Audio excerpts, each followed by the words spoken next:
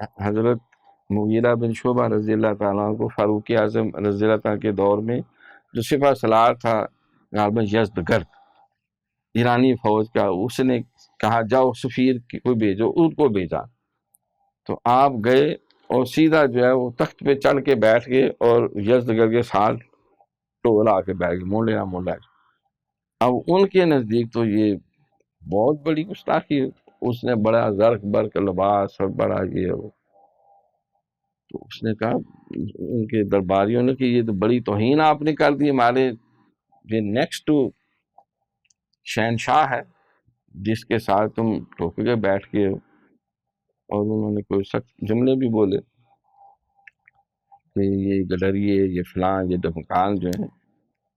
تو آپ نے فرمایا کہ دیکھو ہم ایسے ہی تھے جیسے تم کہہ رہے ہو، نبی پاک صلی اللہ علیہ وسلم تشریف لائے ہمارے پاس اور اللہ کے نبی نے ہمیں یہ مساوات کی تعلیم دی۔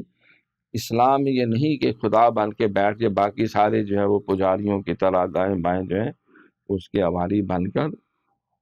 ہمارے نبی جب صحابہ میں بیٹھتے تھے تو باہر سے دیکھنے والا جج نہیں کر سکتا تھا نبی کون ہے صحابی کون۔ ہم تو سارے انسان برابر ہیں اللہ کی نظر میں بھی، محمد صلی اللہ علیہ وسلم کی نظر میں بھی، قرآن کی روح سے۔ تو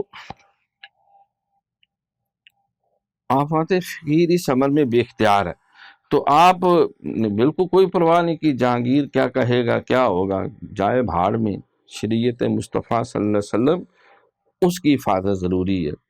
اور آپ ڈٹ گئے، جیل بھی بھگت لی گوال یار کی، لیکن بالآخر کامیاب اور کامران ہوئے۔